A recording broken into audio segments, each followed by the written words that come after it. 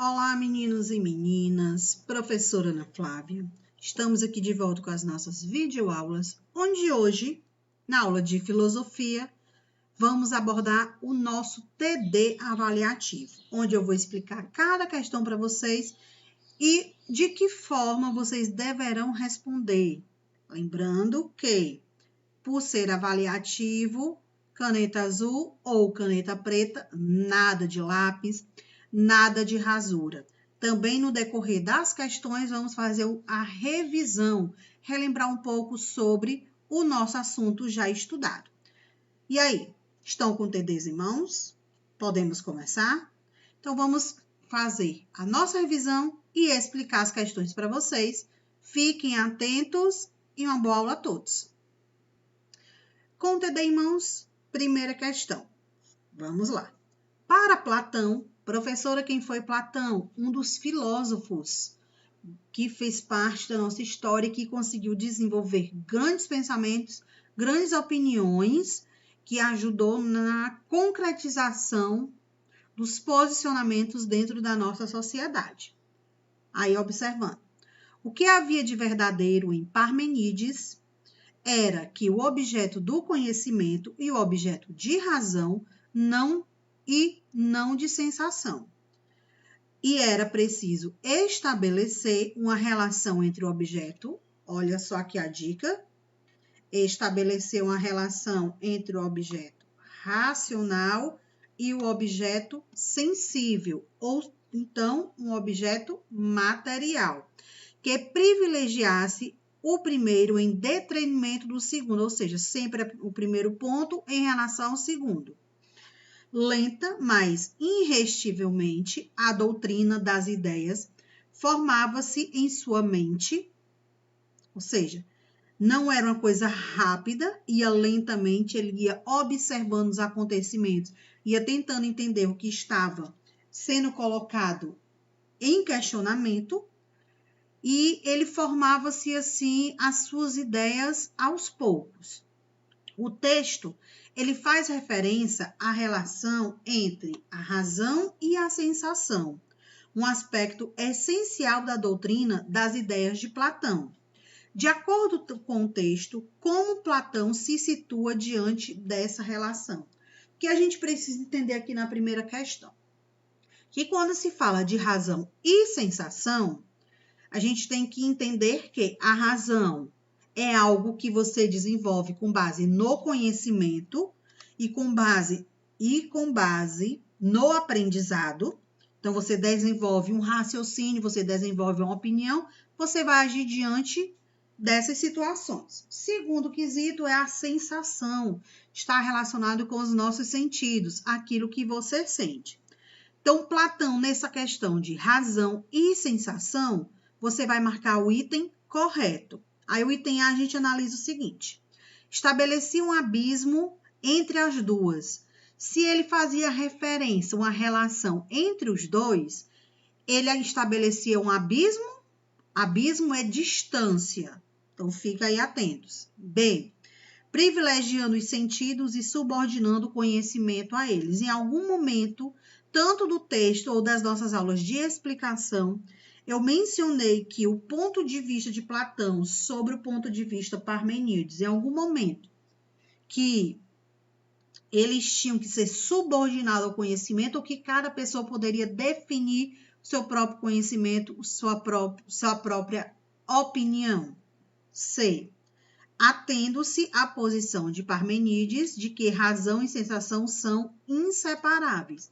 Em algum momento eu disse que eles eram obrigatórios a seguir um ao outro, ou esse posicionamento ele pode seguir em momentos distintos, ou seja, agora eu posso estar sentindo alguma coisa e depois de algum tempo parar para refletir, ou eu sou obrigado a refletir naquele momento.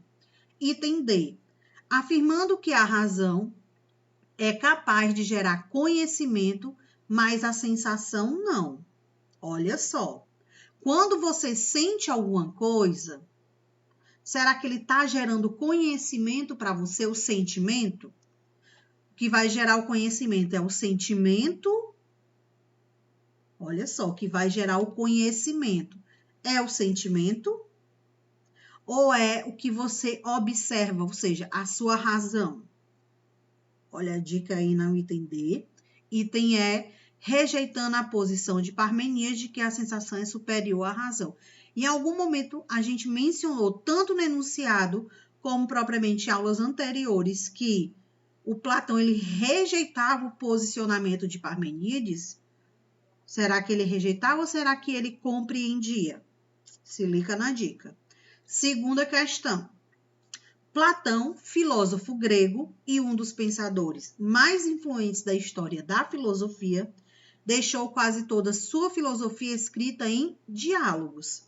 Na maioria deles, Sócrates é o personagem principal que debate com outros interlocutores os temas que consistem na filosofia de Platão. A forma de diálogo pode ser caracterizado como, na segunda questão, vocês vão marcar o item que está relacionado como pode ocorrer um diálogo. Item A. Demonstração de que Platão e os autores de sua época desconheciam a forma de escrita.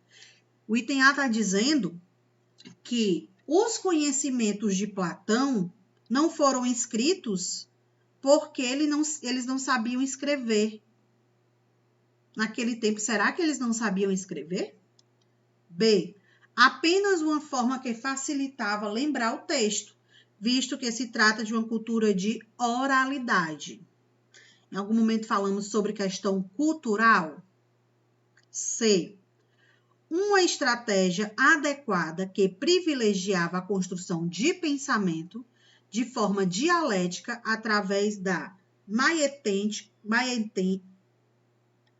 maiotútica socrática. O que isso quer dizer, professor? O item C, que era uma das formas, uma das estratégias encontradas por Platão, o diálogo, que era fácil dali ele entender o pensamento das pessoas que estavam ouvindo e as pessoas também compreenderem o seu pensamento através da oralidade, ou seja, através da fala. Porque muitas vezes o dialeto, ou seja, a linguagem escrita, ela pode ser difícil de compreender, porque nem sempre eu vou entender o sentido daquela palavra.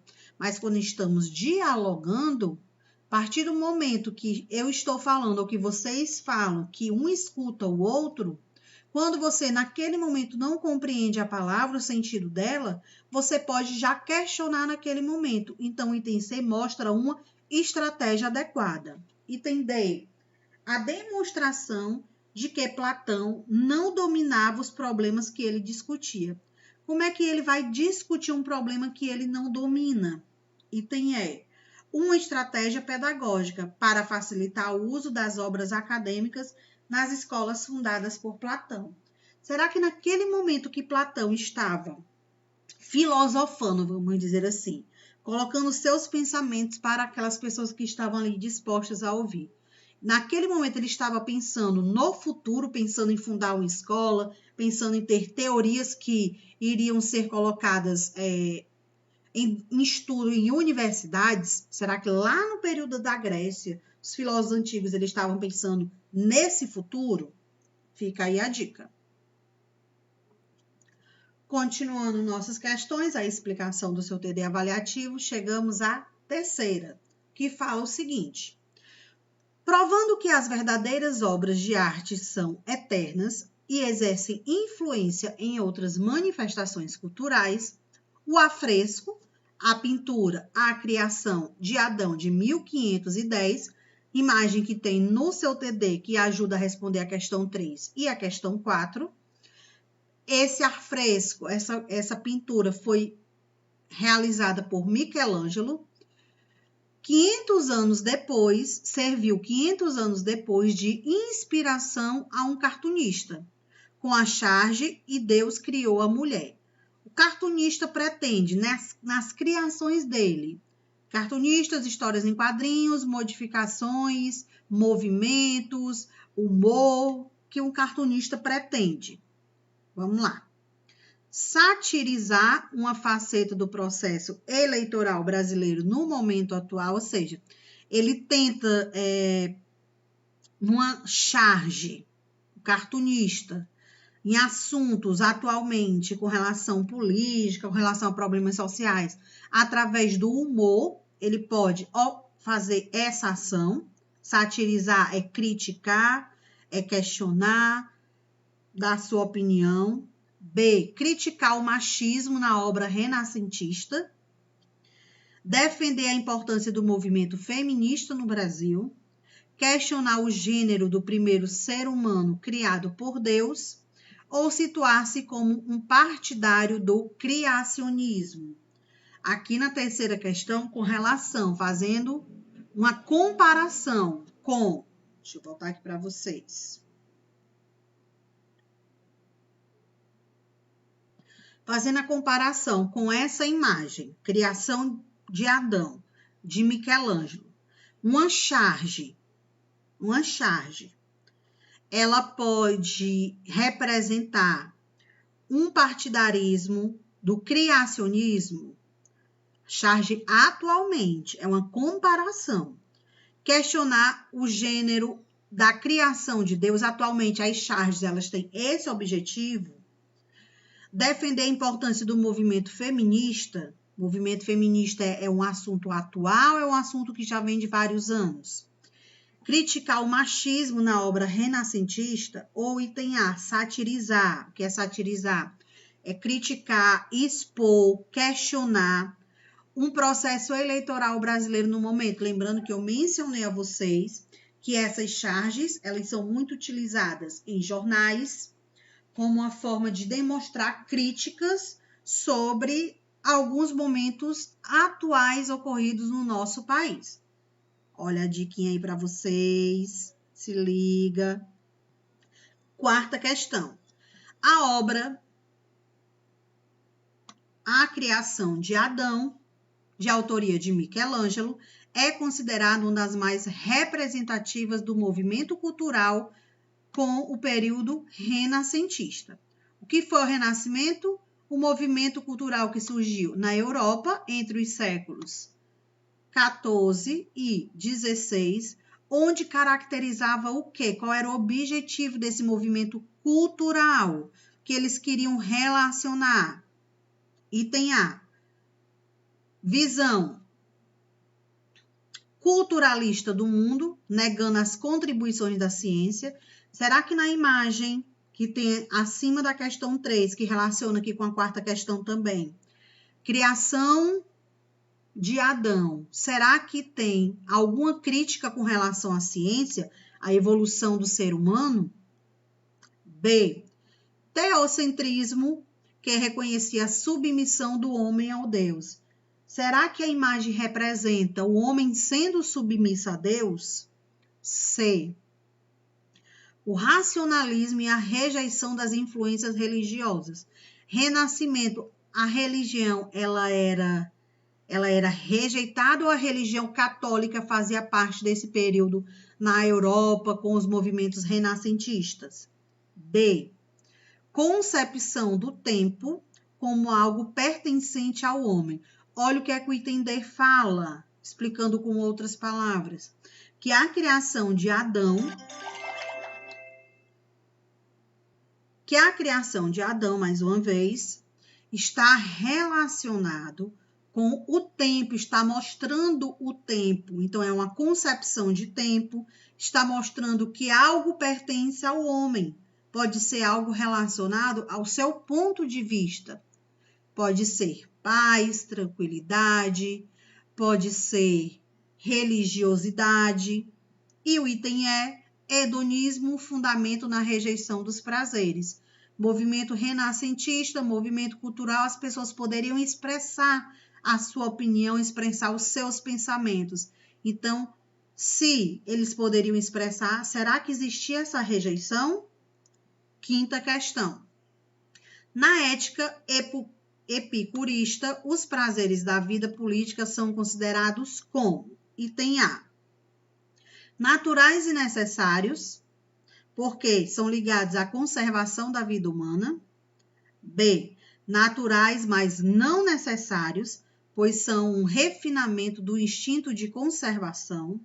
C, não naturais e não necessários, pois comprometem a ataraxia e aponia. Professora, o que significa essas duas palavras? Vamos lá. Se vocês quiserem anotar para ajudar depois a responder a questão, fica mais fácil. Então, puxem aí as setas para que vocês coloquem as características, o significado. Ataraxia significa perturbação e quietude da sua mente. Está relacionado com o pensamento. E a aponia é a ausência de dor, ausência de sofrimento. Item D. O coroamento, olha aí, vamos mudar as palavras. O coroamento da perturbação, da inquietude da mente e da ausência de dor e sofrimento, pois só a vida pública lhe confere sentido. Se você viver, se você estiver fora, se você conviver com as outras pessoas, será que é só isso que vai lhe causar a inquietude, a perturbação, a ausência de dor, a ausência de sofrimento? Ou se você também estiver isolada, sozinha, será que você também não vai ter esses sentimentos? Item E. Os únicos admissíveis, pois criam condições materiais que favorecem a atarexia. Os prazeres da vida está relacionado com as nossas perturbações e com a inquietude, ou seja, são ações que vão causar algum dano, algum transtorno à nossa mente. Então, diante do que a nossa mente vai sentir, dali é que vai ter outras definições, que quais seriam elas? A dor, o sofrimento, a tristeza. Então, o item E fala que os únicos admissíveis, pois criam condições materiais para favorecer a atarexia, são os prazeres da vida política. Continuando, temos agora a sexta questão. Alguns dos desejos são naturais e necessários, outros naturais e não necessários. Nem naturais, nem necessários, mas nascidos de vã opinião. Os desejos que não nos trazem dor, se não satisfeitos, não são necessários, mas o seu impulso pode ser facilmente desfeito quando é difícil obter sua satisfação ou parecem geradores de danos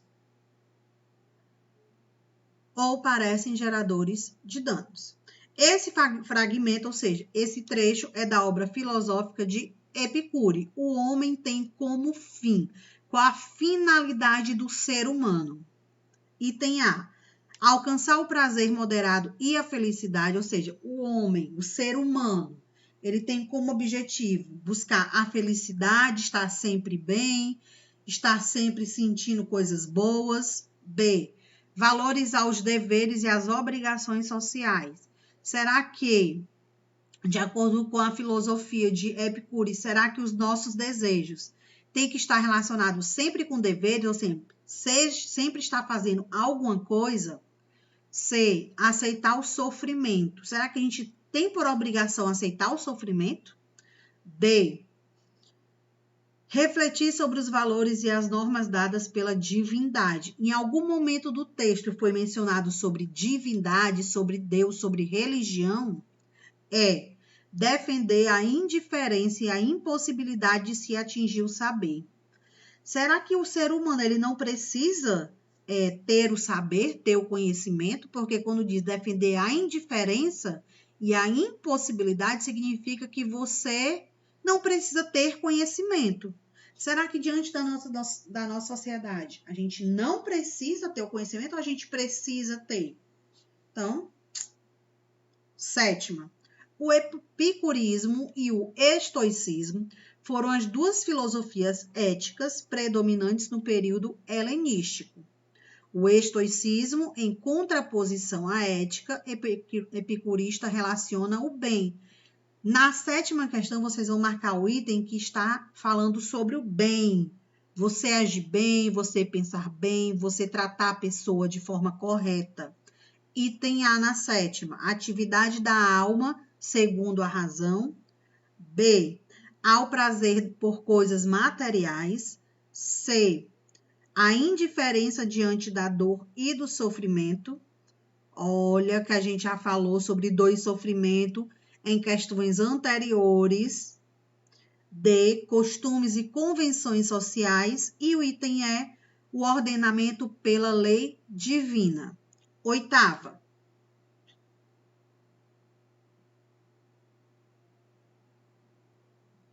Quanto ao estoicismo, uma das escolas filosóficas mais importantes, em se tratando da filosofia helenística, é correto afirmar que, na oitava questão, também tem apenas um item correto.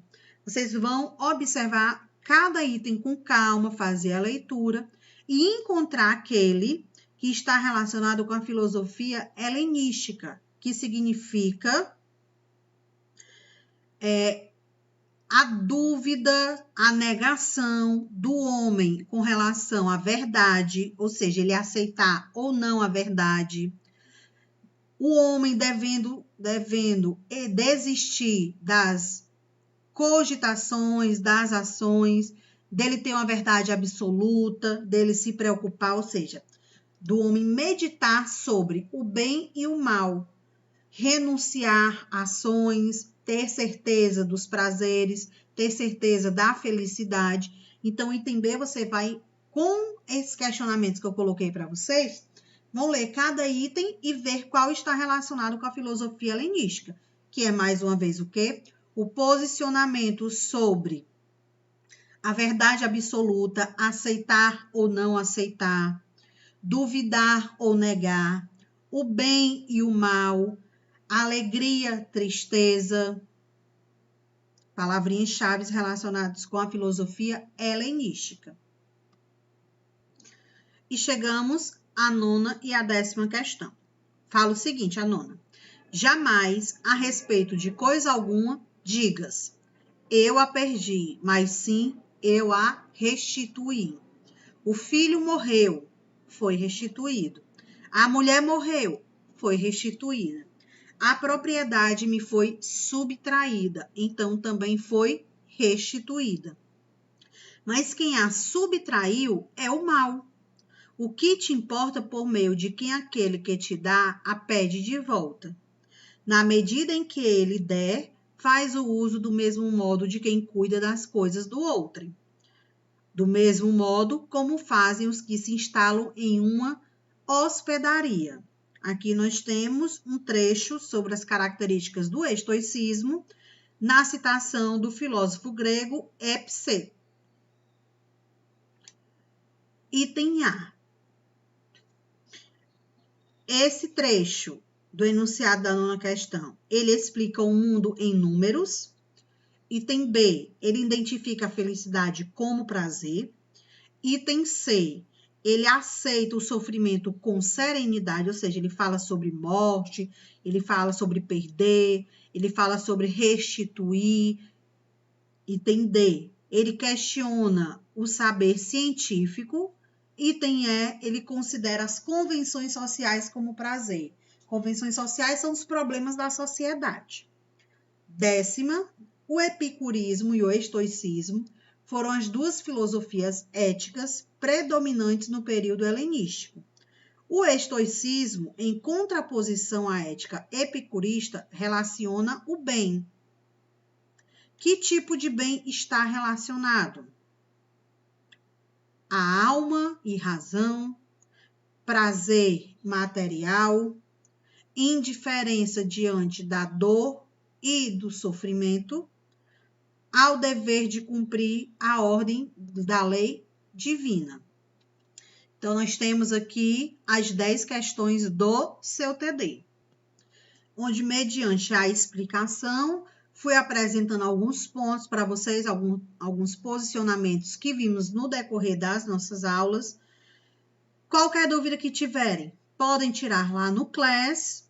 Fiquem atentos a todas as informações, todas as dicas que foram dadas. Não esqueçam, o seu TD tem que ser respondido de caneta azul ou caneta preta. E cuidado com as rasuras. ficar marcando as questões com marca-texto, ficar rasurando com corretivo. Fiquem atentos. Dica: respondam primeiro de lápis, depois vocês passam para caneta, já que todas as nossas questões são o quê? De marcar, então lhe ajuda. Vamos ficando por aqui. E não esqueçam de entregar o TD na escola. Ele é avaliativo. Fiquem atentos ao prazo de entrega. Qualquer dúvida, mais uma vez, tirem lá no Class. Até o nosso próximo encontro. Até a nossa próxima aula. Tchau, 7º ano.